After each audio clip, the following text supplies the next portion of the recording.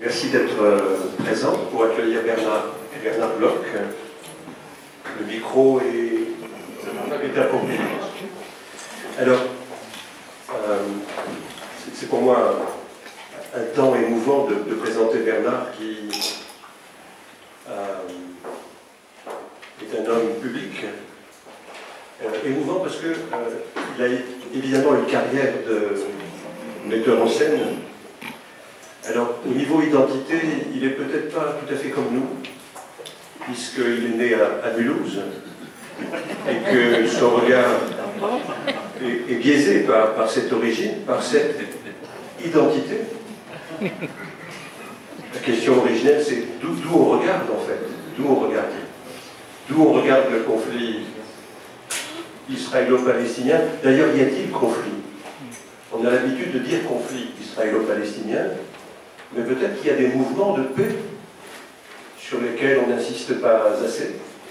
Et peut-être qu'on a admis le fait qu'en parlant de cette région, ça ne pouvait être que sur le mode conflictuel. Alors que peut-être il y a des complémentarités.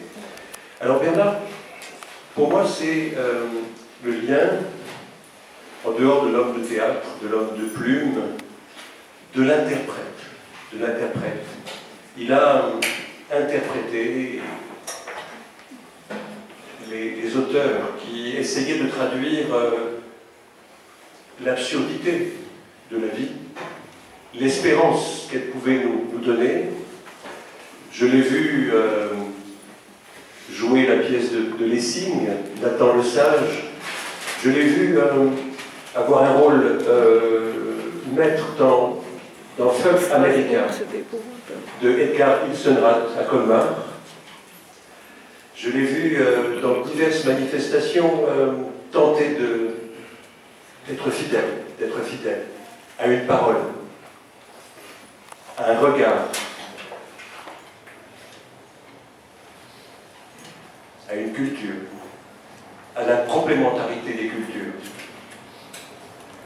Je parlerai de lui à travers son épouse, qui travaille de manière acharnée sur Bergman, à travers ses enfants, qui eux aussi s'impliquent dans la question du sens de la relation.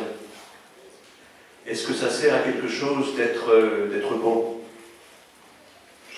Ou est-ce qu'il s'agit d'adopter une position d'opportunisme? Je l'ai vu à travers sa relation très intime avec Louis Chicli.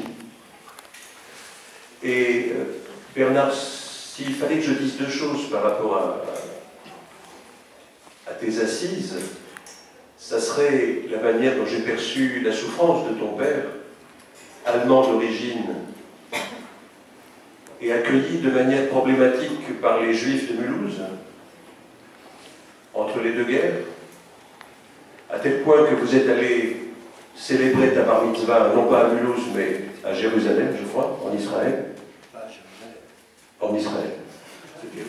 À Bnei Brak. D'accord. Et l'autre point, du côté de Chicli, Chicli est venu présenter ici, il y a quelques mois, un recueil de 12 nouvelles. Et il y a la nouvelle de Constant Bloch, qui n'est pas de la famille de Bernard, mais Constant Bloch, c'est ce marchand de bestiaux de Danemarie, dans le Haut-Rhin, qui joue aux échecs jour et nuit, et Chicli, à un moment, le rejoint, et Constant Bloch lui dit à Chicli, qui a 21 ans, quand tu rencontreras la femme de ta vie, ton cœur saura que c'est elle. Et Chicli lui dit, mais pourquoi toi tu es célibataire? Et Constant Bloch lui dit, je vais te raconter mon histoire. Moi j'étais en relation avec Marie, une goye du village d'à côté. Et un jour Marie vient me voir et elle me dit,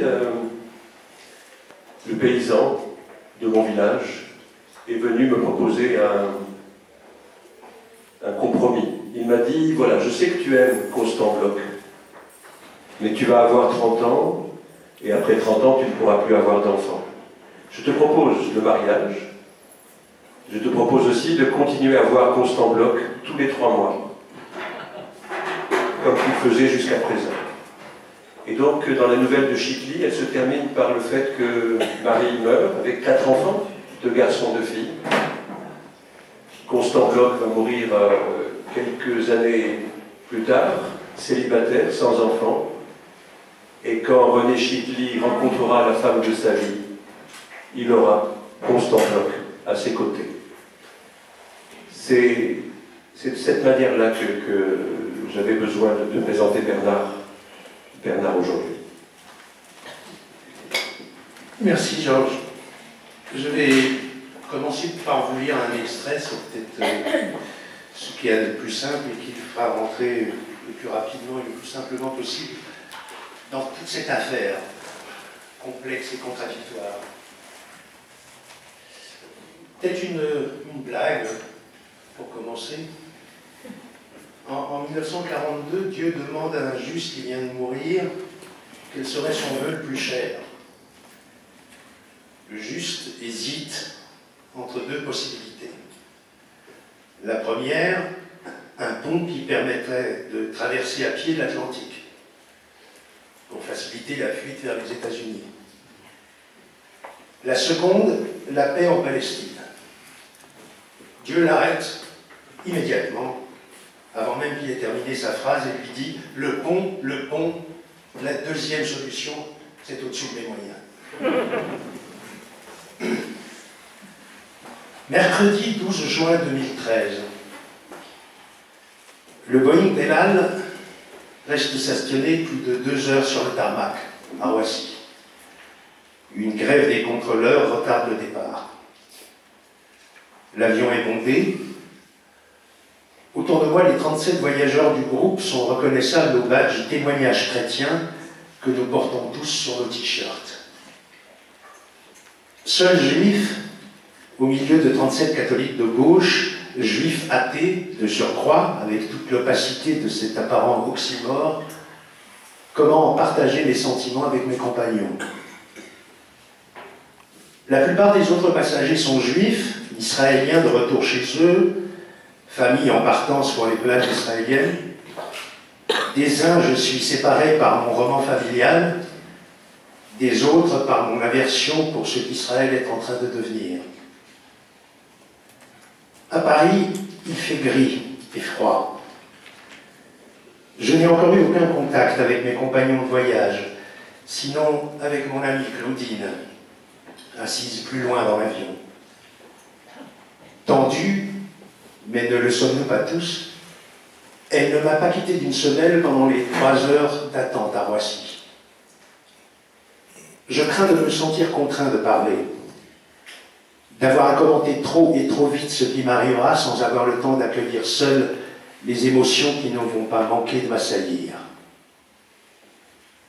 Bienvenue dans votre pays, nous dit sur l'écran l'énergique quadragénaire du service de presse d'El Al. Mon pays? Quelles sont donc ces larmes qui menacent? Un sentiment d'appartenance? Mais à quoi? À qui? Jeudi 13 juin. Ma première nuit en Terre Sainte est courte. Dans une chaleur étouffante après la froidure parisienne, je lis l'introduction du guide de voyage palestinien qui nous a été remis au départ.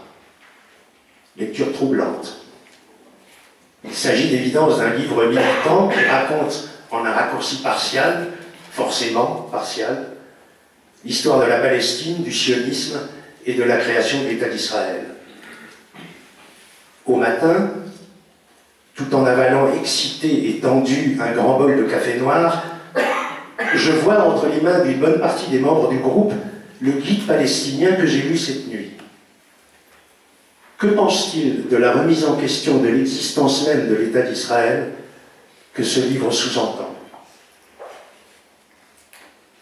En quittant l'hôtel Kibbutz où nous avons passé la nuit, je me souviens du repas qui célébrait ma bar mitzvah en décembre 1962 dans un autre kibbutz, l'un des tout premiers de l'histoire d'Israël, Dekania, au bord du lac de Tibériade.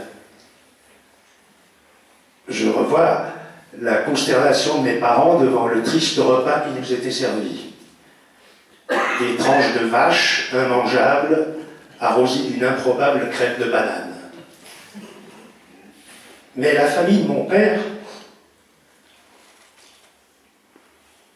ses amis de jeunesse, tous ces juifs allemands, du temps d'avant Hitler, étaient si heureux de se retrouver là vivants qu'ils se souciaient comme d'une guigne de la qualité de la viande.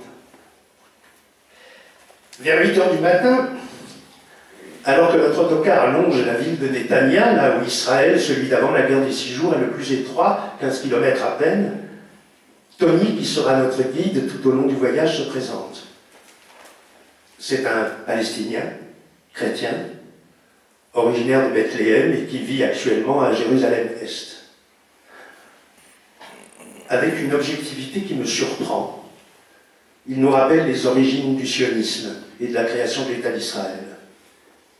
Et puis il prononce pour la première fois ce mot inouï, et qui n'a pas fini de me poursuivre. Isratin.